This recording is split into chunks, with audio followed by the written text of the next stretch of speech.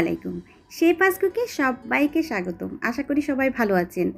তো আজকে যে রেসিপিটা নিয়ে এসেছি দেখে বুঝতে পারছেন আমার মতো চা প্রেমীদের জন্য খুবই মজার একটা রেসিপি আজ আমি আপনাদের সাথে শেয়ার করছি, মশলা চা। তো মশলা চা কিন্তু অনেকেই অনেকভাবে তৈরি করে থাকে।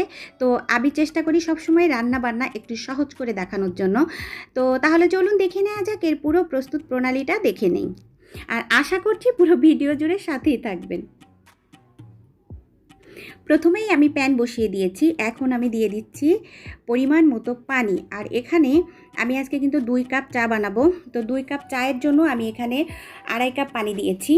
কারণ হচ্ছে 2 কাপ ভরে ভরে দিয়েছি এবং পরবর্তীতে কাপের আধা কাপ দিয়েছি। কারণ হচ্ছে একটু পানিটা কিন্তু শুকাবে। তারপরে কিন্তু আবার এর সাথে দুধ দিব। দুধ দেওয়ার পরে পানিটা কিছুটা জাল করব, চা দেওয়ার পরে জাল করব। সেই জন্য একটু বেশি দিয়েছি।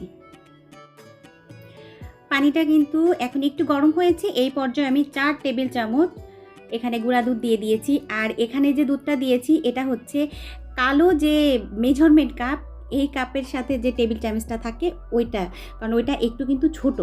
তো ওই টেবিল চামচের আমি 4 টেবিল চামচ দিয়েছি। আর আমার কাছে মনে হয় দুধ চায়ের মধ্যে যদি একটু দুধ না হয় তাহলে কিন্তু ভালো লাগে না। তো এখন আমি নাড়াচাড়া করে একটু মিশিয়ে নিয়েছি। এখন কিন্তু আমি চুলাটা জ্বালিয়ে রাখবো, আর মানে মিডিয়ামে রাখবো আর কি, জ্বালিয়ে রাখবো। তো এই পর্যায়ে মিডিয়ামেই রাখবেন আর একটু নাড়াচাড়া করবেন। গুঁড়া দুধ যেহেতু নিচে যদি একটু লেগে থাকে তাহলে কিন্তু পুড়ে যাবে। এই পর্যায়ে আমি এর সাথে চিনি অ্যাড করে দিচ্ছি। আর আমি হচ্ছে এই যে টেবিল চামচের 1 চামচ দিয়েছি। আর এইটা কিন্তু দেখতে পাচ্ছেন মেজারমেন্ট কাপের টেবিল চামচ, এটা কিন্তু একটু ছোটো। আর এখানে আমি হচ্ছে যে মশলা নিয়েছি, এটাই হচ্ছে মূল বিশেষত্ব মশলা চায়ের। প্রথমে আমি তেজপাতা দিয়েছি, তারপর এলাচ দিয়েছি, তারপরে দারচিনি দিয়েছি। আর একটা কথা বলে নেই, আপনারা যদি চান তাহলে কিন্তু এর সাথে একটু আদা দিতে পারেন। তো আমার কাছে দুধ চায়ের মধ্যে আসলে আদাটা ভালো লাগে না, সেজন্য আমি দিই না। তো এই পর্যায়ে কিন্তু বেশ কিছুটা সময় ধরে এটাকে আমি জাল করব। আর যখন এটা ভালো করে জাল হবে তখন দেখবেন যে সুন্দর একটা ফ্লেভার চলে আসছে। আপনারা কিন্তু বুঝতে পারবেন তেজপাতা এবং এলাচের যে ফ্লেভারটা আসলে খুবই সুন্দর। তো আমার কিন্তু জাল করা হয়ে গিয়েছে। আর কতটা আপনি রাখতে চাচ্ছেন আর কি সেইভাবেই একটু জাল করে নেবেন। তো কিছুটা কমেছে আর কি, মনে করুন যে 2 কাপের মতো আছে। এই পর্যায়ে এসে আমি এখন এর সাথে চা পাতা অ্যাড করে দিচ্ছি।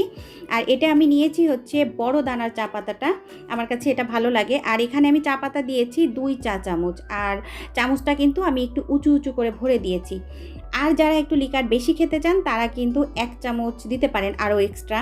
তো আমার কাছে আসলে বেশি লিকারওয়ালা চা ভালো লাগে না, আমি আবার একটু লাইট চা পছন্দ করি, সেই জন্য আমি আমার পছন্দ মতো বানিয়ে নিয়েছি। কিছুক্ষণ জাল করার পর দেখতে পাচ্ছেন চায়ের কালারটা কতটা সুন্দর এসেছে। তো আমার কাছে এরকম কালারের চা বেশি পছন্দ, আমি এইভাবেই চা খাই। তো আপনারা চাইলে আরেকটু জাল করে নেবেন, তাহলে আরেকটু কালো হবে আর কি। তো এটা কিন্তু হয়ে গিয়েছে, এখন আমি এটাকে সার্ভ করে নিব। তো এই ফাঁকে পুরাতন কথাটি আবারও বলে নেই, যারা আমার চ্যানেলে আজকে নতুন, যারা এখনও আমার চ্যানেলটি সাবস্ক্রাইব করেননি প্লিজ সাবস্ক্রাইব করবেন আর পাশে থাকা বেলটিতে প্রেস করে দিবেন। এতে করে যখনই আমি নতুন ভিডিও আপলোড করব সঙ্গে সঙ্গে পৌঁছে যাবে আপনাদের কাছে, আর সবার আগে দেখে নিতে পারবেন। তো এতক্ষণ যারা আমার সাথে ছিলেন সবাইকে অসংখ্য অসংখ্য ধন্যবাদ। সবাই ভালো থাকবেন, আমার জন্য দোয়া করবেন। আগামী পর্ব দেখার আমন্ত্রণ জানিয়ে আজকের মতো আমি শেফা বিদায় নিচ্ছি। আল্লাহ হাফিজ, আসসালামু আলাইকুম।